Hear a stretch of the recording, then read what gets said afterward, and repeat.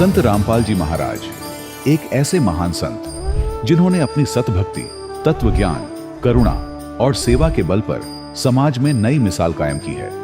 संत रामपाल जी महाराज की अगुवाई में उनके सभी सतलोक आश्रमों से समाज कल्याण के अद्भुत कार्यों ने समाज को सुनहरे भविष्य की एक नई उम्मीद दिखाई है। संत रामपाल जी महाराज से नाम दीक्षा लेने के बाद लाखों लोगों की लाइलाज बीमारियां जैसे कैंसर, एड्स आदि ठीक हुई। संत जी के ज्ञान से प्रेरित होकर उनके अनुयायियों ने लाखों यूनिट रक्तदान किया।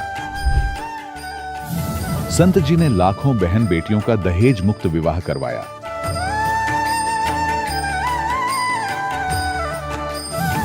संत जी ने लाखों लोगों का नशा छुड़वाया, करोड़ों उजड़े परिवार बसे। संत जी के आश्रमों में समागम के दौरान निःशुल्क नेत्र चिकित्सा, दंत चिकित्सा प्रदान की जाती है। संत रामपाल जी महाराज द्वारा समय समय पर पर्यावरण संरक्षण के उद्देश्य से बड़े स्तर पर वृक्षारोपण किया जाता है। संत जी ने जरूरतमंदों को तत्काल राहत पहुंचाने के लिए एम्बुलेंस सेवा शुरू की। संत जी अपने अनुयायियों को देहदान के लिए प्रेरित करते हैं, जिससे मानवता की सेवा और चिकित्सा क्षेत्र में सुधार हो सके। संत रामपाल जी महाराज के सभी आश्रमों में हर रोज निःशुल्क भंडारा आयोजित किया जाता है, जहां हर वर्ग, हर जाति और हर धर्म के लोग एक साथ बैठकर भोजन करते हैं।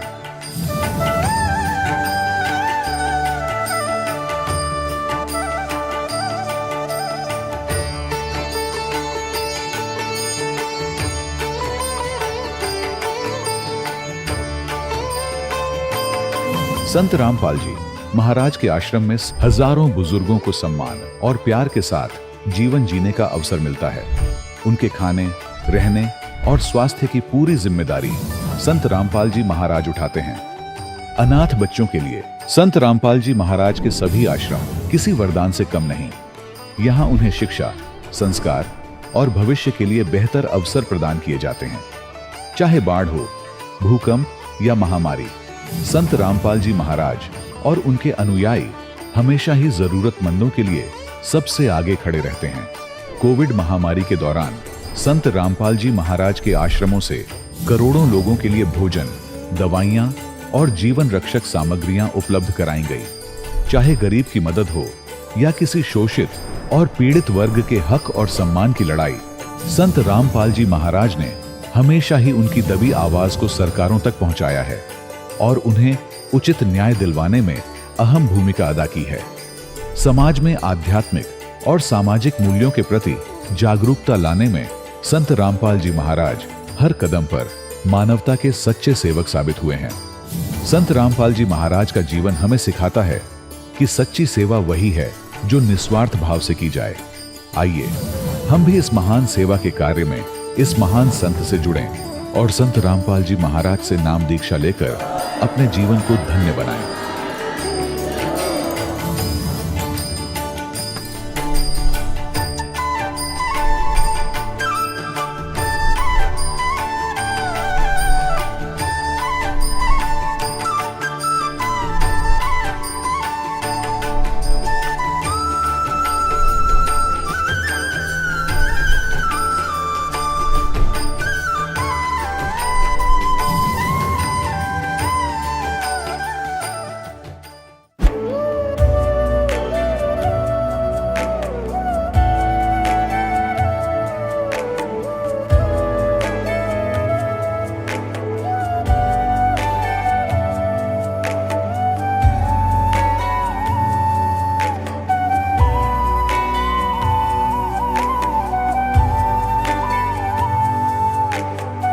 प्रभु राम देव भगवान अल्लाह खुदा ईश आदि नाम एक ही शक्ति के हैं। वो कैसा है, कहां है, कैसे मिलता है, किसने देखा है? ये प्रश्नवाचक चिन्ह पूर्ण रूप से हटाने के लिए अवश्य सुनिए जगत गुरु तत्वदर्शी संत रामपाल जी महाराज के अमृत वचन, सर्व पवित्र धर्मों के पवित्र शास्त्रों के आधार पर। नमस्कार दर्शकों, भारत में लाखों कथावाचक धर्मगुरु हैं, प्रभु की प्यास में इंसान अनेकों धर्म गुरुओं के दरवाजे खटखटाता है, परंतु वहां से कुछ भी राहत ना मिलने पर अंत में थक हार कर बैठ जाता है। ये कहानी है मोहित जी की, जो कि करनाल हरियाणा के रहने वाले हैं। पहले इन्होंने डेरा सच्चा सौदा में गुरु बनाया, फिर 4 वर्ष तक राधा स्वामी पंथ में भी रहे, लेकिन इनको किसी भी प्रकार का कोई लाभ की प्राप्ति नहीं हुई। तभी इनके जीवन में एक नया मोड़ आता है और इन्हें एक परम तत्वदर्शी संत जी महाराज का ज्ञान सुनने को मिलता है। इनका कहना है कि उस तत्वदर्शी संत जी से उपदेश लेने के बाद मेरे दुख रूपी अंधेरे से जीवन का नया सवेरा हुआ और मेरी सब परेशानी दूर हो गई। दर्शकों, आखिर मोहित जी ने कैसे पहचाना कि वो तत्वदर्शी संत जी ही हैं, पूर्ण संत? आइए जानते हैं मोहित जी के आध्यात्मिक सफर की ये कहानी उन्हीं की जुबानी। नमस्कार सर। सर साहिब जी। सर क्या नाम है आपका? जी मेरा नाम मोहित दास है जी। सर कहाँ से हैं आप? जी मैं गांव बड़ा, जिला करनाल, हरियाणा से आया हूँ जी। सर संत रामपाल जी महाराज जी से नाम दीक्षा आपने कब ली? संत रामपाल जी महाराज जी से नाम दीक्षा मैंने 7 जनवरी 2023 में लिए जी।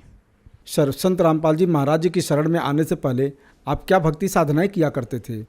जी संत रामपाल जी महाराज जी की शरण में आने से पहले हम दंदन सतगुरु में नाम ले रखे थे जी। उसमें 6 साल नाम हो गए थे नाम लिए हुए, कोई लाभ नहीं मिला जी। फिर उसके बाद राधा स्वामी में 4 साल रहा मैं राधा स्वामी में, जब भी कोई लाभ नहीं मिला जी। मैं देवी माता को बहुत ज़्यादा मानता था कि यही है जो सब कुछ है। उसके में नवरात्रों के व्रत रहता था जी, उसका भी कोई लाभ नहीं मिला था जी मुझे। सर संत रामपाल जी महाराज जी से जब आपने नाम दीक्षा ली तो आपको क्या क्या लाभ प्राप्त हुए? संत रामपाल जी महाराज जी से नाम दीक्षा लेने के बाद मुझे बहुत लाभ प्राप्त हुए। सबसे पहले तो ये हुआ कि हम मोक्ष के मार्ग में आ गए, पहले भटके पड़े थे। मेरी जो पत्नी है उन्होंने भी मेरे साथ नाम ले लिया था। वो बहुत ज़्यादा बीमार रहती थी जी। पहले नाम लेने के बाद बहुत फ़र्क पड़ा, अब वो बीमार नहीं रहती, बहुत ही कम होती है। मतलब ये साल 6 महीने में बुखार वगैरह चढ़ गया और बहुत ठीक रहती है जी।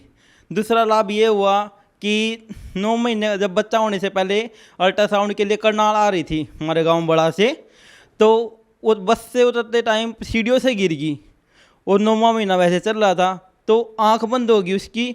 तो जब उसकी आंख खुली तो उसको ऐसा एहसास हुआ कि खुद परमात्मा कबीर साहिब आए, अपने हाथों में उठा के नीचे बैठा के चले गए।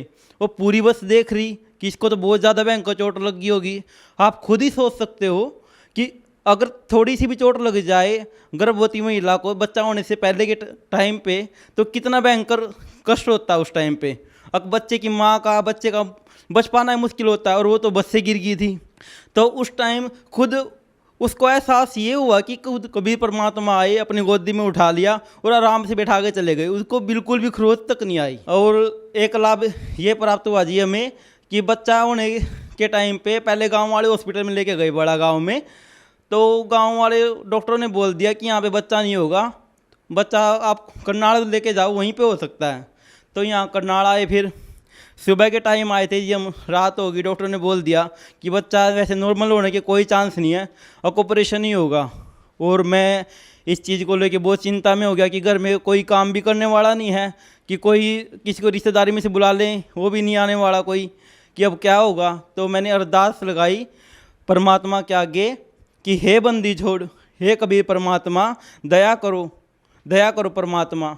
तो 1-2 घंटे के अंदर ही नॉर्मल डिलीवरी होगी जी। और लाभ ये हुआ जी, जो 1 महीना पहले की बात है, अभी गर्मियों की, हमारे पंखा ख़राब हो गया। 1 दिन तक ऐसे ही दुखी रहे मैं बिना पंखे के। ठीक, मैं ये सोचा मैं 1-2 दिन में ठीक करवा लूँगा। तो रात में मैं ऐसे ही सोच के सो गया। मैं डेली सबके घर में लाभ होते हैं, कोई बोलता है कि मेरा पंखा ठीक हो गया, कोई कूलर ठीक हो गया, मेरे को ये लाभ हो गया, कि परमात्मा मेरे घर भी कुछ ऐसा लाभ हो जाए। कि रात में मैं ऐसा सोच के सो गया। तो मैं सुबह उठा, मेरे मन में आई एकदम कि सुबह उठने के बाद कि पंखा चला कर देख लूँ एक बार। मैं अगर मिस्त्री बुलाने से पहले मैंने पंखा चला कर देखा तो पंखा चल गया। और एक लाभ ये हुआ जी, अभी 2 हफ्ता पहले की बात है, हम कूलर लेके आए घर पे। तो 1 साल की गुड़िया दे रखी परमात्मा ने मेरे को। तो गुड़िया को लेके कूलर के सामने खड़ा था मैं, तो उसने गुड़िया ने चलते कूलर में हाथ दे दिया और एकदम ऐसी आवाज़ आई जैसे हाथ कट गया, बहुत ज़ोर से आवाज़ आई। पंखुड़ियों में वो हाथ लग गया, वो गुड़िया ज़ोर से चिल्लाई, फिर पीछे हाथ खींचा। परमात्मा ने ये दया रखी कि उसको बिल्कुल भी खरोच तक नहीं आई और वो हाथ बच गया। अगर संत रामपाल जी महाराज की शरण में नहीं होते तो पक्का था कि उसका हाथ कटना था। सर, हम आपसे यहाँ पर जानना चाहते हैं कि आप जो पहले हिंदू धर्म में प्रचलित सभी देवी देवताओं की भक्ति वगैरह किया करते थे, उससे आपको लाभ नहीं मिला और संत रामपाल जी महाराज जी से नाम दीक्षा लेने के बाद आपको अनेकों लाभ प्राप्त होने शुरू हो गए।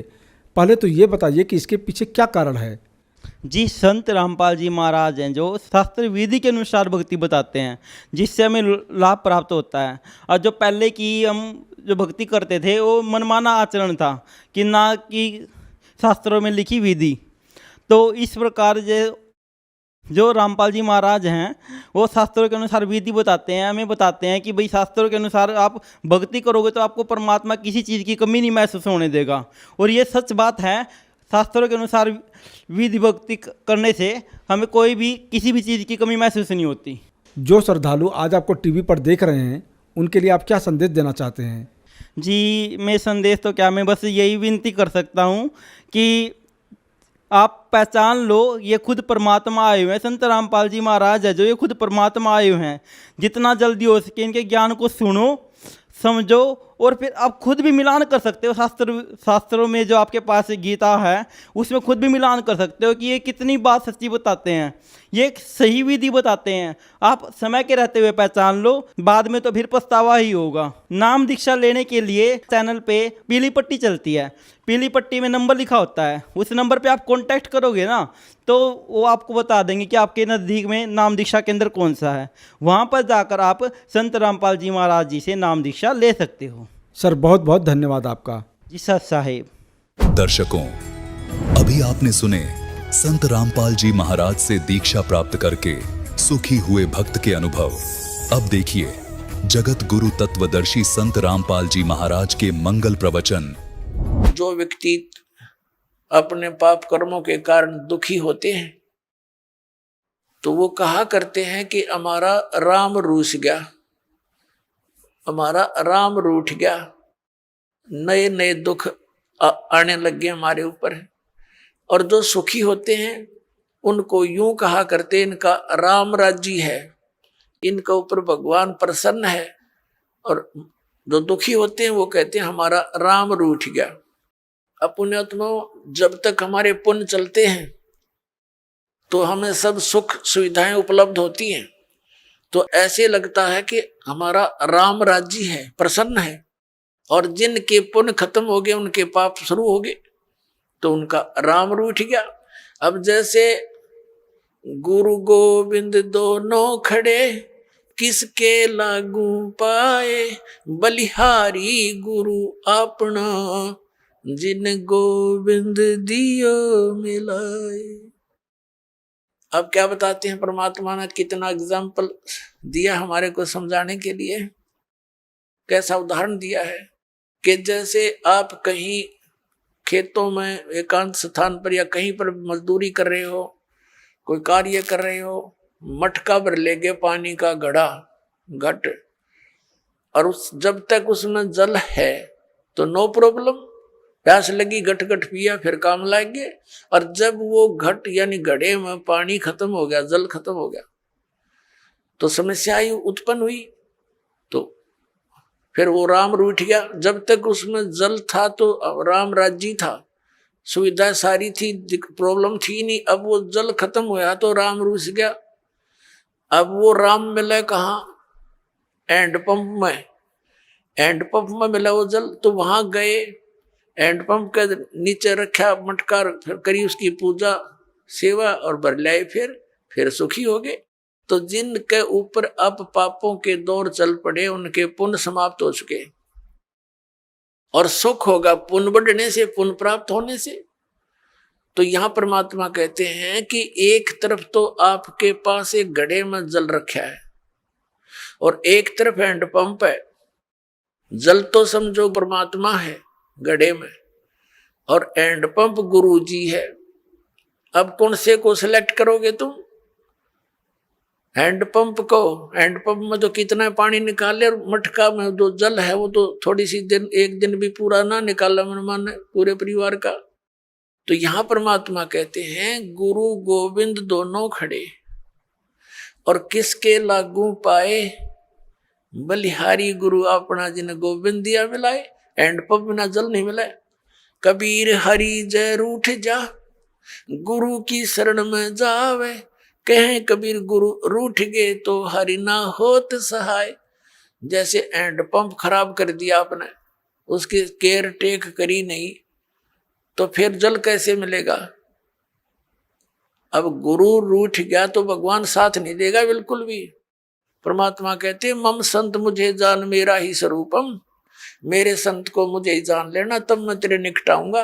नहीं तो परमात्मा ये सोचते हैं जैसे जैसा व्यवहार आप इस दास के साथ करते हो और जो सोच इस दास के प्रति रखते हो, तो परमात्मा ये वो करते हैं, निरीक्षण करते हैं, जांच करते हैं कि यदि इस दास के स्थान पर वो मालिक विराजमान होते तो आप जी ऐसा ही व्यवहार करते। क्योंकि परमात्मा एक धारणक रूप में रहा करते, ऐसी क्रिया करते थे जैसे आप जी करते हो। और वो शूद्र वर्ण में जैसे महर्षि रामानंद पंडित जी बड़े विद्वान माने जाते थे और परमात्मा उनको इस काल के जाल से निकालना चाहते थे। 5 वर्ष के बालक रूप में परमात्मा अपनी लीला में शरीर दिखा रहे थे। रामानंद जी का एक शिष्य था, उस शिष्य को परमात्मा ने एक प्रश्न किया था कि तुम विष्णु जी को सर्वेश्वर बताते हो, इनका तो जन्म मृत्यु होता है, पुराणों में ऐसा लिखा है। जिस बात से क्षुब्ध होकर के उस रामानंद जी के शिष्य ने परमेश्वर कबीर जी से कहा था, क्या तूने दीक्षा ले रखी है, तूने पुराणों का ज्ञान कहाँ से हुआ।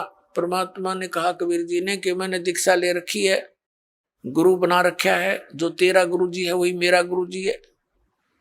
उस समय केवल ब्राह्मणों को दीक्षा देते थे, उन्हीं को भक्ति का अधिकारी मानते थे, अन्य को तो टोटके टाटके बता कर उन महाराज जी रखा करते थे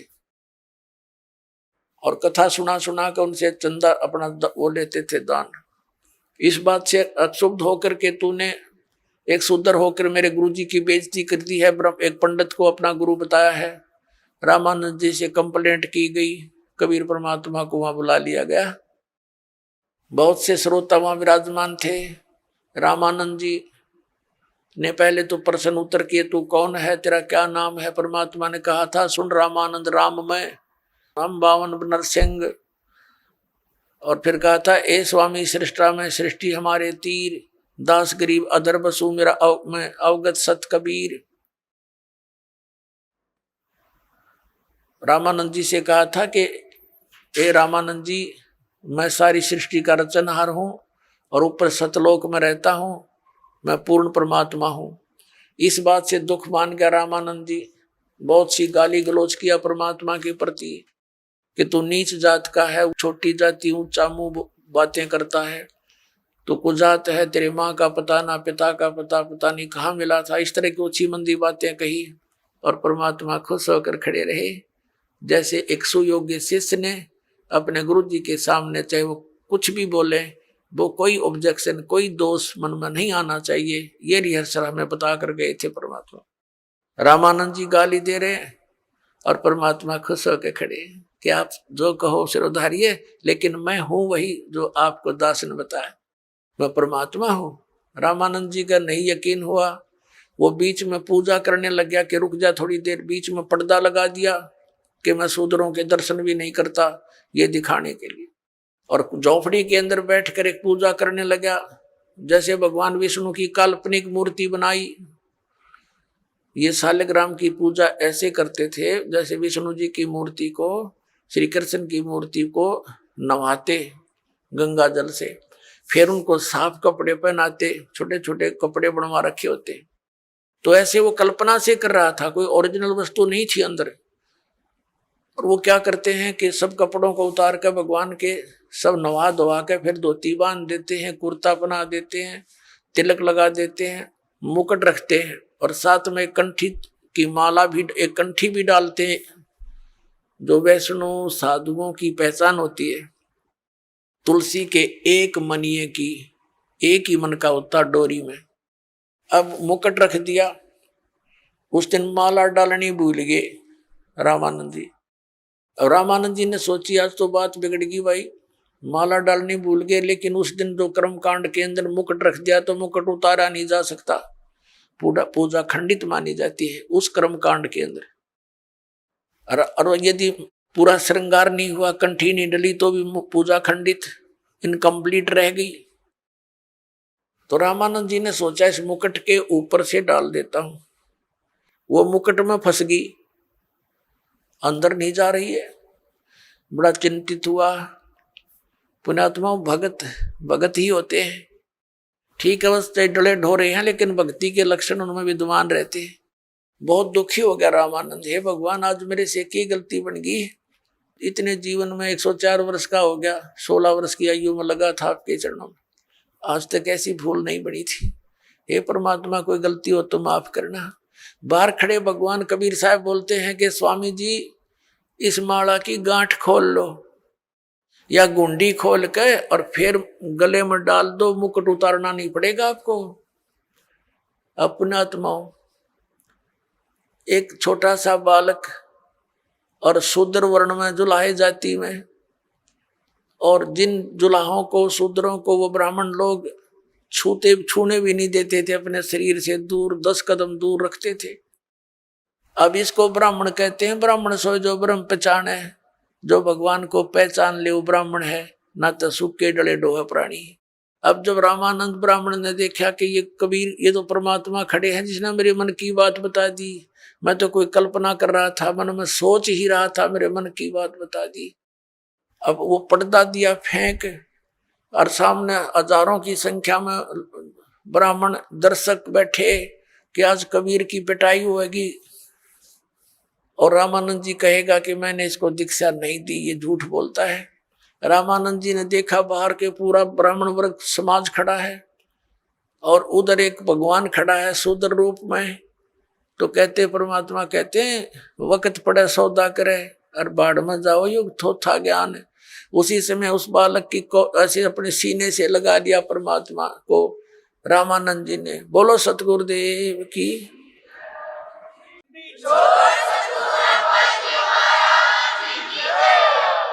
और जो ऐसे अपने शरीर परमात्मा को सीने से लगाया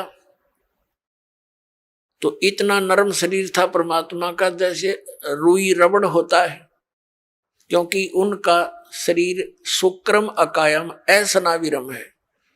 परमात्मा का शरीर हमारे जैसा 5 तत्वों से बना हुआ नहीं है। जैसे यजुर्वेद अध्याय नंबर 40 के मंत्र 8 में लिखा है, कबीर मनीषी शुक्रम अकायम असनाविरम स्वयंभू। वो स्वयं प्रकट हुआ होता होने वाला परमात्मा है, स्वयंभू है, उसका कोई कर्ता नहीं, वो स्वयं बना है, अपना आप ही है, समझो स्वयंभू का अर्थ। और उसका शरीर असनाविरम, या अडचाम का पुतला नहीं। तब रामानंद जी ने कहा था, मन की पूजा तुम लखी, ये मुकुट माल परवेश, गरीब दास गति कौन लखे, तेरा कौन वर्ण के भेख। ओए होए।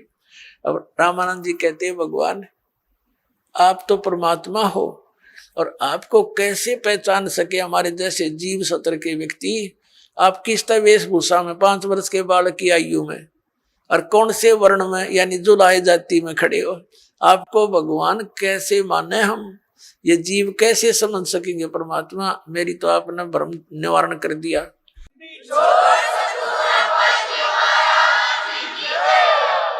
मन की पूजा तुम लखी और मुकुट माल परवेश।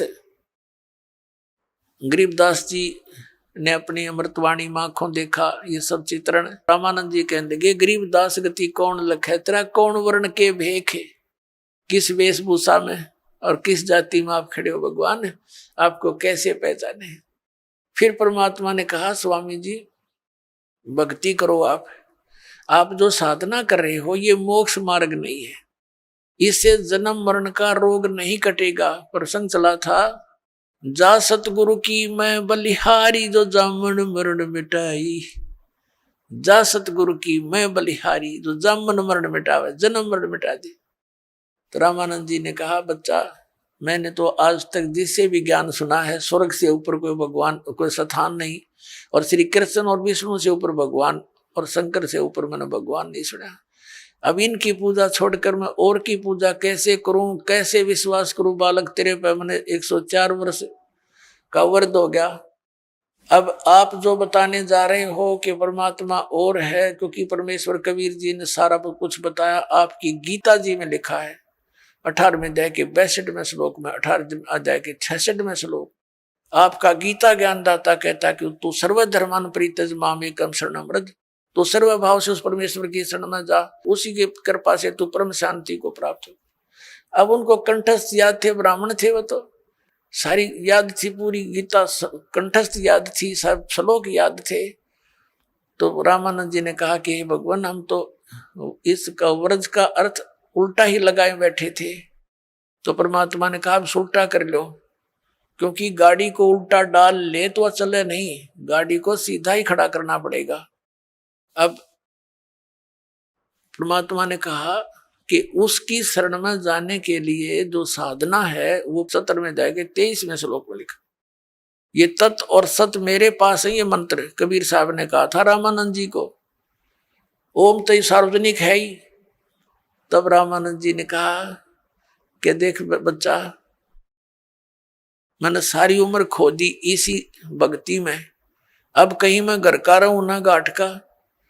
104 वर्ष का बूढ़ा हो गया, आप साधना बताओ, कहीं प्रमाण दिखाई देता नहीं। ठीक है, ये गीता जी का मंत्र तो मैंने याद है, ओम तत्सत, लेकिन ये सुख सब कुछ देख कर भी विश्वास नहीं हो पा रहा मुझे।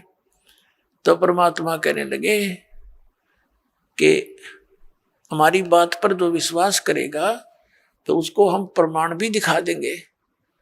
रामानंद जी ने कहा, देखो मैं 16 साल की उम्र से लगा था, 16 वर्ष की आयु से, और आज तक मैं यही साधना करता हूं। मैंने पूरा शरीर अपना साध रखा है, समाधिस्थ भी होता हूं। परमात्मा ने कहा, आप समाधिस्थ हो कि कहां तक पहुंचते हो समाधि में? अब वो समाधिस्थ हो गया, अभ्यास था डेली का, योग युक्त होने का, एकदम समाधिस्थ हो गए। समाधि क्या है? सपना सा होया करता है, सपना सा। एक ऐसी स्थिति आ जाती है कि वो भूल जाता है मैं कहाँ बैठा हूं, और ऊपर के जो साजबाज दिखाई देना शुरू कर देता है। तो परमात्मा उनके साथ साथ जा रहे हैं। रामानंद जी पहुंच गए, आगे त्रिकुटी पर पहुंच जाता है प्राणी। ये ओम नाम के जाप का साधक त्रिकुटी पर जाता है। वैसे भी जो अन्य साधना करते हैं वो भी जो धर्मी पुरुष होते हैं वो सीधे त्रिकुटी पर ही पहुंचते हैं। वहां से फिर 3 रास्ते बन जाते हैं। परमात्मा ने कहा कि यहाँ आगे कहाँ जाओगे स्वामी जी, समाधि दशा में बातें हो रही, जैसे स्वप्न में होते हैं। अब रामानंद जी कहता आगे मुझे पता नहीं, मैं तो यहीं तक पहुंच पाता हूँ। तब परमात्मा ने कहा कि ये जो लेफ्ट साइड का रास्ता है ना, ये जाता पहले धर्मराज के दरबार में। ये पूरी नो सोच ले सेक्रेटरीएट है ये पूरा। जब आपकी मृत्यु होगी तभी जा सकोगे, आगे पहले नहीं जा सकते वहां। तो वहां आपका अकाउंट होगा, आपने जिस भी देव की पूजा कर रखी है उसी के लोक में आपको भेज दिया जाएगा। तो ऐसे ही सबका अकाउंट यहाँ होकर के फिर उन अन्य स्थानों पर भेजा जाता है। राइट साइड के अंदर ये 88,000 खेड़े हैं और ये दूसरे टाइप के व्यक्ति इधर भेजे जाते हैं। और सामने जो है ये ब्रह्मरंध्र है, सामने का जो है ये तुम्हारे किसी मंत्र से नहीं खुल सकता, ये ब्रह्मलोक को जाता है। आपके पास जो मंत्र हैं आप जाप करते हो, ओम नमः शिवाय या ओम भगवते वासुदेव या हरे राम कृष्ण राधे श्याम, इन करके जाप देख लो आप। रामानंद जी ने सारा कुछ कर लिया लेकिन वो गेट नहीं खुला। तो परमात्मा ने कहा मैं खोलूं मेरे सतनाम से। परमात्मा ने कहा देख मैं सिमरण करता हूं सतनाम का। वो तो मालिक थे, सिमरण किया, एकदम सामने का गेट न पट दे ही खुल गया। अका जाए मेरे साथ। उनके अब अंदर जाते ही ऑटोमेटिक ही फिल्म बंद हो गया।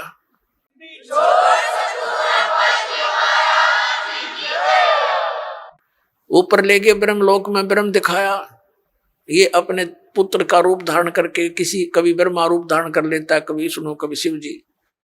इससे आगे फिर ले गया इसके 21वें ब्रह्मांड में तपस्या दिखाई, जहां ये भून कर 1 लाख प्राणियों को खाता है। फिर परमात्मा परब्रह्म के लोक में यानी 11वें द्वार से पार करके परब्रह्म के लोक में प्रवेश किया। परब्रह्म से आगे फिर अपने लोक में, सतलोक में, परम अक्षर ब्रह्म के लोक में, सतलोक में ले गए, बौर गुफा को पार करके, 12वां द्वार पार करके। तो वहां क्या देखा, वहां की जो स्थिति, जो भगवान वहां रहते हैं, वहां तेजों में शरीर है परमात्मा का, उसको सतपुरुष कहो, परम अक्षर पुरुष कहो, उसको कबीर भगवान कहो। तो सतपुरुष के एक रोमकूप में करोड़ सूर्य मिला दे, करोड़ चंद्रमा, ऐसी रोशनी है उस परमात्मा की, से भी तेज है। और नीचे से जो कबीर साहब गए थे 5 वर्ष के बालक की आयु में, वहां चंवर उठा के अपने दूसरे रूप पर चंवर करने लगे। तो रामानंद जी ने सोचा कि ये कबीर जी तो यहाँ का कोई देवता है, गण है, और ये है सचमुच वो परम अक्षर ब्रह्म जिसके विषय में गीता में कहा है। तो उसी समय वो सोच ही रहे थे, वो तेजों में शरीर जो तख्त पर, तख्त माने सिंहासन, तख्त का अर्थ कोई यूं नहीं है लकड़ी का तख्त पर बैठे, यानी अनंत कोट ब्रह्मांड के कंट्रोलर के सिंहासन पर विराजमान है। वहां से खड़े हुए और चंवर ले लिया परमात्मा से 5 वर्ष के बालक से, और 5 वर्ष का बालक बैठ गया उस अनंत कोट ब्रह्मांड के सिंहासन के रूप पर, सिंहासन के ऊपर कबीर रूप में। और वो तेजों में शरीर परमात्मा कबीर जी 5 वर्ष के बालक पर एक सेवक की तरह ऐसे सेवा करने लगे चंवर से। रामानंद जी सोच ही रहे थे कि ये क्या चक्कर हो रहा है, छोटा सा बालक कबीर जुलाहा, और ये इस पर यूं भगवान चंवर करता। इतने में तेजों में शरीर परमात्मा का जो था वो कबीर 5 वर्ष के बालक में समावेश कर गया। अकेले कबीर जी बैठे रह गए, 5 वर्ष के बालक। तब रामानंद जी से कहा परमात्मा ने कि Swami ji, I am God, मैं परमात्मा हूं।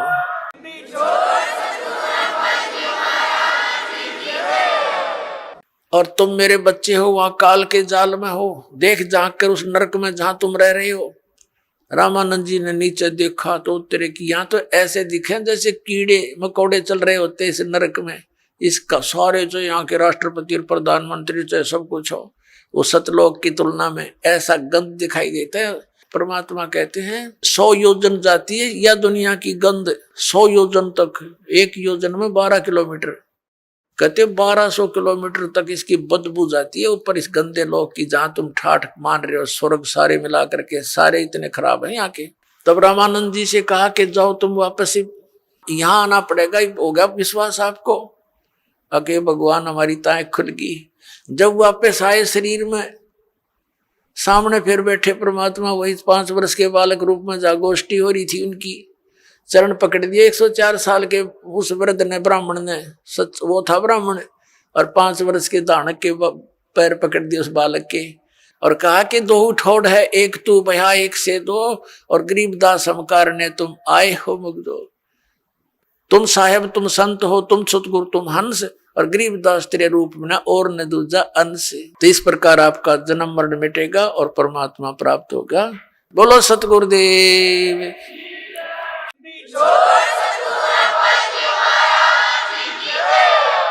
परम पिता परमात्मा पूर्ण ब्रह्म सर्व सृष्टि रचनहार कबीर परमेश्वर जी की असीम रजा से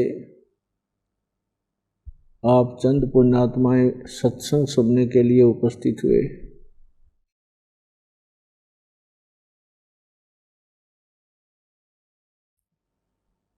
सत्संग की प्राप्ति बहुत ही पुण्यकर्मी प्राणी को होती है, बहुत ही दुर्लभ है। संतों ने, सभी सद्ग्रंथों ने और स्वयं परमेश्वर ने आकर के हमें एक विशेष चेतावनी दी है कि भाई ये मनुष्य जीवन बार बार प्राप्त नहीं होता। मानुष जन्म दुर्लभ है, ये मिले न बारंबार। जैसे तरवर से पत्ता टूट गिरे, वो बहुर नहीं लगता डार। ये इतना दुर्लभ बताया है कि ये बार बार प्राप्त नहीं होता मानव शरीर। और एक बार आपके हाथ से ये छूट गया, मृत्यु होगी, उन्हें आपको ये प्राप्त नहीं हो पाएगा आसानी से। बहुत समय उपरांत कभी आपको फिर सुअवसर प्राप्त होगा मानव शरीर धारण करने का, और प्रत्येक बार मानव शरीर प्राप्त भी हुआ। मानव शरीर का उद्देश्य क्या है, इसकी जानकारी ना होने से, इसकी सफलता ना मिलने से चाहे असंख्यों जन्म भी मानव के मिल जाए, उनका कोई लाभ नहीं, यूज नहीं, व्यर्थ है।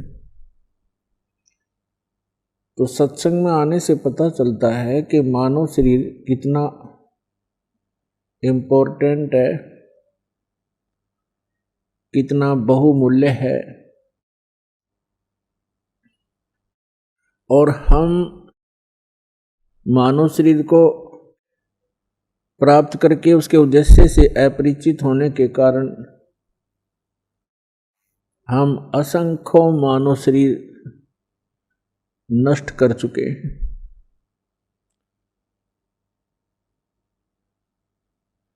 मनुष्य शरीर प्राप्त प्राणी के लिए सबसे पहला काम है कि वो पूर्ण गुरु की खोज करे, और पूर्ण गुरु की पहचान क्या है यह हमारे सद्ग्रंथ भी बताते हैं, और महापुरुषों के अमृत वचन भी इसका निर्णय करते हैं कि पूर्ण सतगुरु कौन होगा। तो सबसे पहला काम है मनुष्य जीवन का भक्ति करना। उसके बाद जो अपना निर्वाह है वो तो प्रत्येक प्राणी कर रहे हैं, पशु भी करते हैं, पक्षी भी करते हैं, जैसे तैसे डाकू चोर भी निर्वाह करते हैं, शरीफ व्यक्ति भी अपना निर्वाह ही कर रहे होते हैं, राजा बनकर भी निर्वाह ही किया करते हैं। लेकिन मनुष्य जीवन की सफलता तब तक सुलभ नहीं है जब तक पूर्ण परम संत ना मिलेंगे और सत साधना प्राप्त नहीं होगी। सतगुरु मिल जाने के बाद, सच्चा सतगुरु मिल जाने के बाद फिर सर्व मानव शरीर के लिए आवश्यक मोक्षदायक वस्तुएं प्राप्त हो जाती हैं, तत्व ज्ञान भी मिलता है, वो रियल मोक्ष मंत्र, रियल वास्तविक मोक्ष मंत्र भी मिलते हैं। फिर साधक को याद दिलाया जाता है कि मनुष्य जीवन बड़ी मुश्किल से प्राप्त होता है। साधना काल के अंदर मर्यादा बहुत अनिवार्य होती है। तो सभी प्लस और माइनस पॉइंट, सभी फॉल पॉइंट्स बताए जाते हैं, और जो साधक सतगुरु के वचनों को आधार बनाकर अपनी भक्ति साधना जीवन रूपी सफर में यात्रा करता है, वो पुण्यात्मा सफल हो जाता है। तो सबसे पहले मनुष्य जीवन, उसके बाद गुरु पूरा हो, और फिर चेला भी सूरा हो। सूरा माने सूरवीर। सूरवीर का मतलब ये नहीं है कि लठ बजाने वाला हो, गोली चलाने वाला हो। सूरवीर उसको कहते हैं भक्ति मार्ग में जो संसारिक परंपराओं के सामने हथियार न डाले, क्योंकि भक्ति मार्ग की परंपराएं और समाज जो भक्ति नहीं करते वो व्यक्ति, उनके मर्यादा और परंपराओं में अंतर होता है। और भगत के लिए सबसे बड़ी बाधा है वो परंपराएं ही हुआ करती हैं। वो परंपराएं जगत के लिए तो ठीक होंगी, लेकिन भगत के लिए वो गलत होती है। इसलिए सभी महापुरुषों ने कहा कि लोक लाज मर्याद जगत की तृण जो तोड़ बगावे। जब कोई राम भक्त गत पावे, लोक लाज ना कीजिए निर्भय हो रही है, ये मन संतों दीजिए तो गोविंद पाइए। परमात्मा कबीर जी कहते हैं कि कुल करनी के कारण कुल अपने कुल की मर्यादाओं में फंसकर भक्ति मर्यादाओं को खंड कर देने से इस भक्त का जो जीवन वो नाश हो जाता है। उसके लिए परमात्मा कहते हैं कुल करनी के कारण हंसा गया बिगोए। बिगोए माने भक्ति नाश कर ली उसने अपनी, यदि कुल करनी की तरफ मर्यादाओं की तरफ देखकर। और फिर ये कुल क्या कर लेगा जब तू चार पांव का हो? वही आपके मित्र, आपके रिलेटिव, आपके कुल के लोग उस समय आपको कोई सपोर्ट नहीं कर पाएंगे जिस समय आप मर्यादा भंग होने से पशु की योनि में चला जाएगा, गधे कुत्ते सूअर बन जाओगे। तो परमात्मा कहते हैं कि कुल करनी के कारण हंसा गया बिगो। और फिर ये कुल क्या कर लेगा जब तू चार पांव का हो? तो पुण्यात्मा, यदि आपने इस मनुष्य जीवन को सफल बनाना है और युगों युगों से भटक रहे, कष्ट उठा रहे आपके जीव को बचाना है और सतलोक में एक सुखी स्थान, वो अमर स्थान प्राप्त करना है, तो अब सुअवसर है। सब आपको तत्व ज्ञान प्राप्त है, सत मंत्र आपको प्राप्त है। अब आपने देखना है कि आप कितना सफलता प्राप्त कर सकते हो, इसमें कितनी सफलता प्राप्त कर सकते हो। और जो संघर्ष करके सफल हो गए सदा सदा के लिए सुखी हो जाओगे। अन्यथा जिस लोक में आप रह रहे हो ये लोक ठीक नहीं। इस जैसा गंदा स्थान कहीं देखने को नहीं मिलेगा अपने ऊपर के लोकों में। और जहां आप सथाई होना चाहते, आपको ये मालूम होते हुए कि ना जाने कब हम चले जाएंगे, मृत्यु हो जाएगी, और उसके बाद हमारी आंखें ऐसी बंद कर रखी है अज्ञानता से, हम यही कोठी और बंगले और बैंक बैलेंस, सारा दिन तगड़मबाजी, इसी में जीवन नष्ट कर रहे हैं। ये कोई जीवन है? और परमात्मा ने आकर के सब संतों, उन महापुरुषों को सतलोक दिखाया, वहां से वापस छोड़ा। उन महापुरुषों ने गवाही दी है कि ऐसा स्थान है जहां तुम सदा सुखी रहोगे, और वहां एक बार आपका जन्म होगा, फिर मृत्यु कभी नहीं होगी, आपका परिवार होगा। यहाँ तो पत्थरों के पहाड़ हैं, वहां हीरे और जवाहरात मोतियों के पहाड़ हैं, आपके ठोकरों में पड़े रहेंगे। जिस माया को आप यहाँ छुपाते फिरते हो वहां आपके चरणों में सदा रहेगी। किसी चीज का अभाव नहीं, कोई रोग नहीं, कोई कोढ़ नहीं। इतना सुंदर शरीर होगा, राग द्वेष नहीं वहां पर, क्योंकि शरीर दूसरा है, स्नायु तत्वों से नहीं बना हुआ, एक तत्व से बना हुआ है, नूर तत्व से। और वहां सदा सुखी, कोई टेंशन नहीं, कोई रोग नहीं, वृद्धावस्था नहीं, मृत्यु नहीं, यहाँ सारे दुख। और फिर भी हम यही चाहते हैं कि यहीं बने रहें और भक्ति मार्ग को पीछे कर देते हैं और संसारिक कार्यों को आगे रखते हैं। यही दास देख रहा है, 10, 15, 17 वर्ष हो गए दास ने दिन रात यही वचन विचार देते हुए जो भगवान ने बताए थे, और फिर भी इतना असर नहीं हो पा रहा बच्चों पर जितना दास चाहता है, ताकि इनका पीछा छूटे। ठीक है, इस भक्ति मार्ग, ये भक्ति मार्ग विश्व में 1 नंबर की है। यदि भक्ति करते रहे पार नहीं होगे तो यहाँ के सुख भी आपको, ये झूठे सुख भी विश्व में कहीं नहीं मिलेंगे, जो यहाँ से ही प्राप्त होंगे। लेकिन ये सुख सा कुछ नहीं है, चाहे पृथ्वी का राजा बन जावे, चाहे इंद्र की गद्दी प्राप्त हो जाए, अपना जीवन नाश करने वाली बात है। तो पुण्यात्मा, परमात्मा कहते हैं समझा है तो सिर धर पाओ, बहुर नहीं रे ऐसा दाव।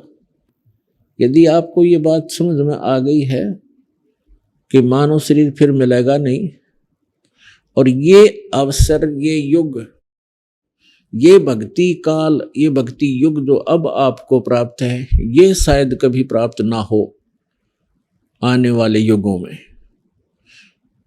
आज जो मानव शरीर प्राप्त प्राणी हैं, बहन हैं, भाई हैं, बुजुर्ग हैं, बच्चे हैं,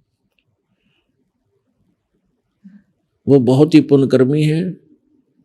अभी आपने सुने संत रामपाल जी महाराज के मंगल प्रवचन। आइए अब सुनते हैं संत रामपाल जी महाराज से नाम दीक्षा लेकर सतभक्ति करके अद्भुत लाभ प्राप्त करने वाले अनुयायी के विचार। दर्शकों, जब एक सफल वकील जो समाज में अपनी पहचान और प्रतिष्ठा बना चुका हो आध्यात्मिक मार्ग पर चलने का निर्णय लेता है तो यह एक असाधारण कहानी बन जाती है। ऐसी ही प्रेरणादायक कहानी है लुधियाना पंजाब के विकेश जी की, जो पेशे से एडवोकेट और हनुमान जी के कट्टर भक्त थे। विकेश जी के जीवन में सफलता और उपलब्धियों की कोई कमी नहीं थी। वे स्वयं को विद्वान और अपने ज्ञान पर गर्व करते थे, लेकिन इस बाहरी सफलता के पीछे उनका जीवन दुख और संघर्ष से भरा हुआ था। उनकी शराब पीने की आदत ने उन्हें इतना जकड़ लिया था कि वे पूरी रात घर के बाहर बिता देते थे, बिना यह जाने कि उनकी गाड़ी कौन चला रहा है और कौन उन्हें शराब पीने पर मजबूर कर रहा है। लेकिन फिर एक दिन उनकी जिंदगी ने एक नया मोड़ लिया। इन्हें प्राप्त हुई जगत गुरु तत्वदर्शी संत रामपाल जी महाराज द्वारा लिखित पुस्तक ज्ञान गंगा। धीरे धीरे ज्ञान को समझते हुए इन्होंने संत जी से नाम दीक्षा ग्रहण की और तब से उनका जीवन पूरी तरह बदल गया। शराब की लत जो इन्हें भीतर से खाई जा रही थी, एक झटके में छूट गई। न केवल इन्होंने नशे से मुक्ति पाई, बल्कि इनके जीवन में और भी कई चमत्कारिक बदलाव आए। सुनिए ये अनसुनी कहानी, कैसे एक एडवोकेट ने सच्चाई को किया स्वीकार और पूर्ण संत का किया आभार। नमस्कार सर। नमस्कार जी। सर क्या नाम है आपका? मेरा नाम विकेश जाम्ब है जी। मैं लुधियाना से हूँ और एडवोकेट हूँ लुधियाना डिस्ट्रिक्ट कोर्ट लुधियाना में। सर संत रामपाल जी महाराज से आपने नाम दीक्षा कब ली? मैंने संत रामपाल जी से नाम दीक्षा 25 दिसंबर 2016 को ली है जी। सर संत रामपाल जी महाराज से नाम दीक्षा लेने से पहले क्या आप कोई भक्ति साधना करते थे? संत रामपाल जी से नाम दीक्षा लेने के पहले मैं कई भक्ति करता था जी। सबसे पहले मैं ये बताऊंगा कि मैं हनुमान जी का परम भगत था जी। तो मैं हर मंगलवार को हनुमान जी के मंदिर में भी जाया करता था और बाकी दिन मैं रूटीन में मंदिर के आगे भी गुजरता था तो हाथ जोड़ के निकल जाता था। लेकिन मंगलवार वाले दिन मैं हनुमान चालीसा का उच्चारण भी करता था, पढ़ता भी था और जितना वक्त मंदिर में मुझे लग सकता था मैं उतना बिताता था वहाँ पे। जब मैं लुधियाना में आया था 19 सितंबर 2001 को जी, तो उसके बाद मैं यहाँ पे आने के बाद जब मेरा धीरे धीरे थोड़ा सा काम चलने लग गया तो मैं बहुत ज़्यादा शराब पीने लग गया जी, बहुत ज़्यादा। तो सर ऐसा था कि शराब पीते पीते कई बार क्या होता था कि रात को जैसे 12 भी बज जाते थे, तो एक्सेस विस्की की वजह से फिर कुछ होश वोश नहीं रहता था और मैं घर से यहाँ से निकल गए और फिर मतलब पूरी रात में घर नहीं लौटता था। फिर नेक्स्ट डे मेरे को कोर्ट भी जाना होता था, तो बड़ी हालात बड़े अजीब से थे। मैं कोर्ट भी जाता था, क्या करता कि मुझे काम भी करना है और मुझे अपने आप से घृणा होने लगी थी कि मैं ये क्या कर रहा हूँ, मैं क्यों इतनी पी रहा हूँ। मुझे ये पता था कि मैं जो कर रहा हूँ मैं गलत कर रहा हूँ, लेकिन मुझे कोई भी ऐसी चीज़ आज तक नहीं मिली थी कि जिसकी वजह से मैं इसको छोड़ूँ। मैं सोच रहा था कि इसको छोड़ूँ तो कैसे छोड़ूँ, तो बहुत कोशिश की मैंने। इवन कई बार घर पे भी बात होती थी तो जो हमारे नियर्स एंड डियर्स हैं वो भी मेरे को कहा करते थे कि हम तेरी सब बातें मानने को तैयार हैं, लेकिन अगर तू ये विस्की छोड़ दे तो हमारा जो घर है ये ठीक हो सकता है। तो मतलब घर की हालत इतनी दयनीय थी, मैं घर नहीं लौटता था, मेरे हालात ख़राब होते थे, मैं रात को परेशान भी होता था और कभी कभी ऐसे हालात होते थे कि कलह जिसको हम बोलते हैं, मतलब मैं क्या आपको बताऊं कि हालात जो थे बद से बदतर थे और मैं बहुत खुद परेशान था। लेकिन बहुत कोशिशों के बावजूद भी मैं अपनी विस्की को नहीं छोड़ पा रहा था। इसके अलावा और भी कई व्यसन थे जो मैं किया करता था और भी बहुत सी गलतियां थी जो मैं किया करता था, लेकिन मैं उनसे उभर नहीं पा रहा था, उनको छोड़ नहीं पा रहा था। बहुत देर से मैं तड़पता था। रात को कई बार मैं लौट के नहीं आता था, मुझे ये लगता था कि कहीं कोई मेरे को मार ही देगा। जब मैं रात को अकेला सड़कों पे घूम रहा हूँ, गाड़ी लेके दूर तक चला जाता हूँ लॉन्ग ड्राइव, और मुझे खुद समझ नहीं आता था कि ये कौन है मुझे भगाया जा रहा है और मैं कहाँ जा रहा हूँ, मुझे खुद को नहीं पता होता था। नेक्स्ट डे क्योंकि मुझे फिर काम करना होता था तो मैं फिर अपने काम में आके व्यस्त हो जाता था। शाम फिर हो जाती थी, फिर वही रूटीन मेरा शुरू हो जाता था। तो सर आपने बताया कि आप हनुमान जी की भक्ति करते थे और उसके साथ साथ आपको एक शराब पीने की बुरी लत लग गई और उसके कारण आपकी ज़िंदगी नर्क जैसी हो गई। तो फिर आप संत रामपाल जी महाराज की शरण में कैसे आए? सर ऐसा है कि मेरे को शुरू से अध्यात्म में इंटरेस्ट तो था ही। मैं जानना चाहता, मैं सुना करता था कि अक्सर सुना करता था गुरु गोविंद दोनों खड़े काके लागू पाए, बलिहारी गुरु आपने जिन गोविंद दिया मिलाए। लेकिन मुझे गुरु का ना तो अर्थ पता था, ना मुझे ये पता था कि कोई गुरु भी होता है या गुरु को अपनाना पड़ता है या हमें गुरु की जरूरत होती है अपने जीवन के लिए। मैं अपने आप को ही सबसे बड़ा गुरु समझता था। मुझे ये लगता था कि मेरे से ज़्यादा ज्ञान कहीं भी नहीं है। तो एक दिन क्या हुआ कि उस दिन संडे का दिन था, तो मैं अपने घर पे बैठा हुआ था, तो अचानक किसी ने मेरी डोरबेल बजाई और मैंने सामने देखा तो 3-4 लोग बाहर खड़े थे। उन्होंने कहा जी हम आपको एक बुक देने आए हैं। तो मैंने कहा जी मुझे तो ये बुक नहीं लेना। तो उन्होंने बोला कि ये बहुत बड़ा ज्ञान है, आप इस ज्ञान को एक बार पढ़ो, हम आपसे रिक्वेस्ट कर रहे हैं। तो मुझे ये लगा कि ऐसी हज़ारों किताबें इस दुनिया में चल रही हैं और मेरे पास तो अपनी लॉ की इतनी बुक्स हैं, मैं वो नहीं पढ़ पाता, तो ये किताब मैं कैसे पढ़ पाऊँगा। तो वो भी क्योंकि लॉ की बुक्स तो हमें मजबूरी में पढ़नी पड़ती है क्योंकि हमें अपना काम भी चलाना है, ठीक है ना। तो मेरे ख्याल में मैं भी उसी तरह दुनिया की तरह काम करे जा रहा था।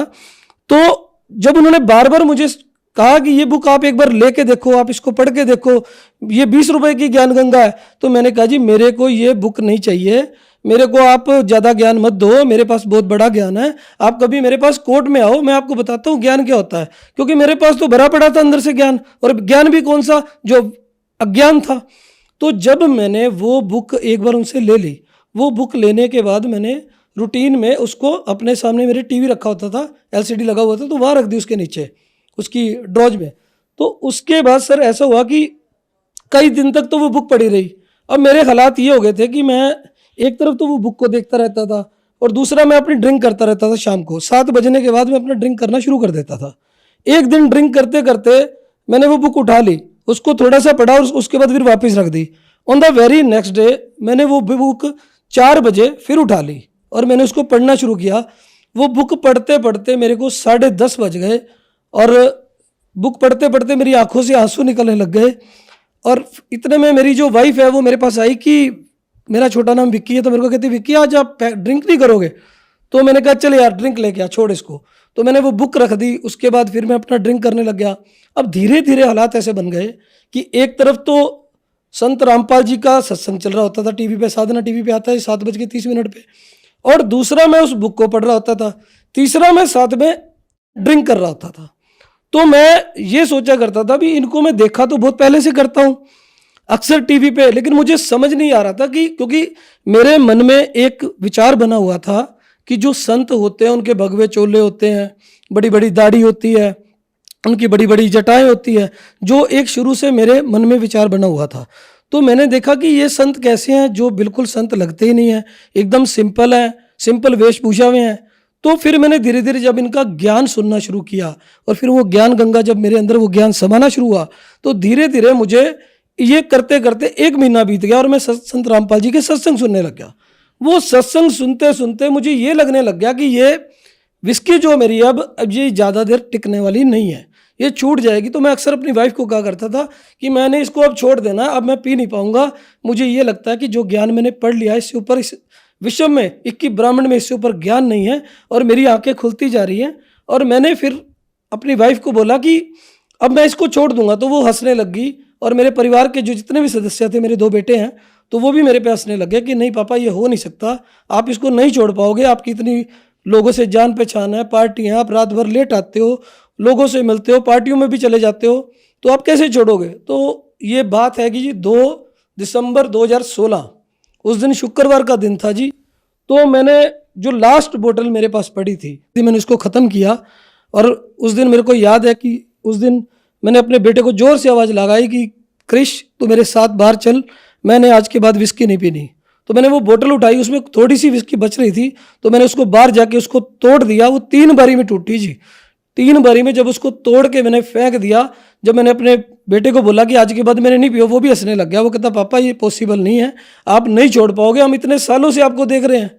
तो उसके बाद जब ये बात होती रही तो नेक्स्ट डे, उस दिन तो मैंने जो पीनी थी पी चुका था, तो नेक्स्ट डे हमारे जो थे इलेक्शनों के दिन चल रहे थे, हमारे सेक्रेटरी साहब खड़े थे इलेक्शन में, उन्होंने कहा कि देखो मैं तो इलेक्शन हार जाऊंगा अगर आप हमारी पार्टियों में नहीं आओगे।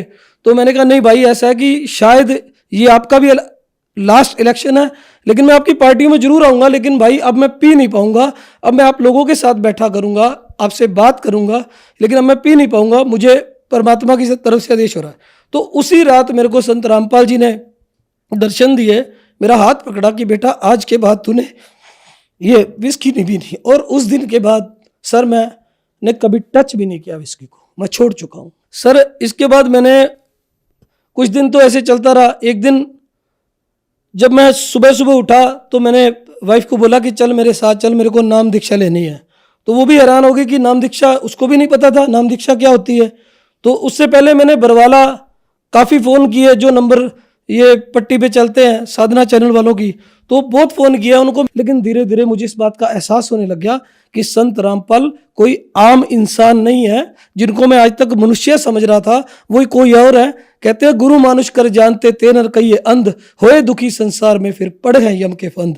तो जिस गुरु को मैं ये समझ रहा था कि ये कोई मनुष्य है, तो मुझे बाद में धीरे धीरे इस बात का एहसास होने लग गया कि ये परमात्मा की कोई ऐसी लीला है जिसका पार्ट मुझे भी अदा करना है उनके चरणों में। तो धीरे धीरे मैं इस बात को अंडरस्टैंड करने लग गया।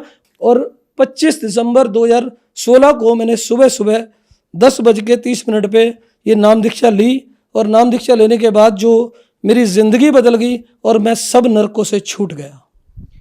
सर, आपने संत रामपाल जी महाराज से नाम दीक्षा ली, उससे पहले आपने बताया कि आपको एक बहुत बड़ी विस्की की लत थी, उसे आपने छोड़ दिया। क्या उसके अलावा संत रामपाल जी महाराज से नाम लेने के बाद आपको लाभ प्राप्त हुए? संत रामपाल जी से मिलने के बाद मेरे को वो लाभ हुए हैं कि जो मैं शब्दों में बयान नहीं कर सकता। सबसे बड़ी बात है कि जो मन का सुकून है, जो मेरे मन में शांति है, जो मुझे ये लगता कि मैं 1 महीने बाद शायद डायलिसिस पे चला जाऊंगा, जिस तरह मैं पी रहा था, जिस तरह मैं अपने जीवन को तबाह किया जा रहा था। तो सबसे बड़ा लाभ तो ये है कि मैं आज अपने घर में बड़े खुशी से रह रहा हूं और कोई प्रॉब्लम नहीं है मेरे को। मेरी वाइफ, मेरे बच्चे सब मुझे प्यार करते हैं, मैं उनको प्यार करता हूं और बहुत ही एक सुनियोजित अच्छे ढंग से हम लोग अपने घर को आगे चला पा रहे हैं। और बहुत बढ़िया, मेरी हर तरह की जो परेशानी है वो दूर हो गई है। आध्यात्मिक लाभ भी हुआ है, मन को सुकून है। आज कोई भी मेरे को कोई टेंशन नहीं है। आज मेरे को करीब नाम लिए 1 साल 3 महीने से ऊपर हो गए हैं और इन 1 साल 3 महीनों में जो मैंने अपने जीवन में बदलाव देखा है, मैं कहता हूँ मैं सबको, पूरे जगत को, समाज को ये रिक्वेस्ट करता हूँ हाथ जोड़ के भी आप एक बार ये ज्ञान गंगा किताब को जरूर पढ़ें। और क्योंकि ज्ञान है, ज्ञान कहीं से भी मिले उसको एक बार जरूर लो और आप सारे वेद शास्त्रों से इस ज्ञान को टैली करो। किसी पे विश्वास मत करो, आप पहले इसको पढ़ो, पढ़ने के बाद इस पे विचार करो, सभी वेद ग्रंथ लेके आओ और उनमें आपको खुद पता चल जाएगा कि संत रामपाल जी जो ज्ञान दे रहे हैं इससे बड़ा ज्ञान इस सिक्की ब्राह्मण में नहीं है। अंत में यही कहना चाहूँगा कि जल्दी से जल्दी सभी लोग संत रामपाल जी की शरण में आए और ये अपना कल्याण करवाएं ताकि आने वाला जो जीवन है वो ठीक हो सके। सर, संत रामपाल जी महाराज से नाम दीक्षा कैसे ले सकते हैं? सर, ऐसा है कि संत रामपाल जी से नाम दीक्षा लेने के लिए जो टीवी चैनलों पे उनका सत्संग आता है उसके नीचे जो पट्टी चलती है उसमें नामदान सेंटरों के नंबर भी लिखे हुए हैं। आप उनसे फोन पे संपर्क करके नामदान की दीक्षा ले सकते हैं। धन्यवाद सर। सत्संग।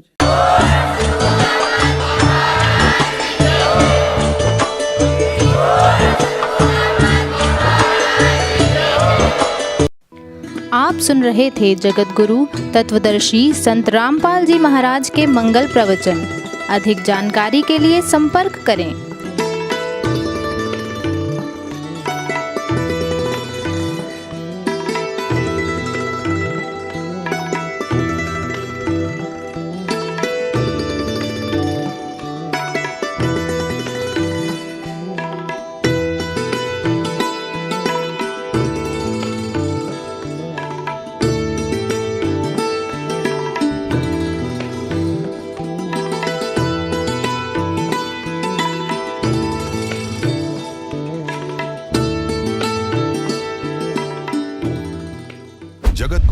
तत्वदर्शी संत रामपाल जी महाराज जी के पावन सानिध्य में भक्ति की अलख जगाने तथा श्रद्धालुओं को सत्य भक्ति मार्ग का रास्ता दिखाने हेतु कनाडा के लोकप्रिय channel the TV NRI channel पर जगत गुरु तत्वदर्शी संत रामपाल जी महाराज जी के मंगल प्रवचनों का प्रसारण प्रतिदिन सुबह 7:30 बजे से 8:30 बजे तक तथा रात्रि 7:30 बजे से 8:30 बजे तक किया जा रहा है। इस सत्य भक्ति मार्ग को अपनाने के लिए अधिक से अधिक सत्संग प्रसारण देखें। इस सत्संग प्रवचन का सीधा प्रसारण संत रामपाल जी महाराज लाइव सत्संग YouTube चैनल और जगत गुरु संत रामपाल जी महाराज Facebook पेज पर भी देख सकते हैं।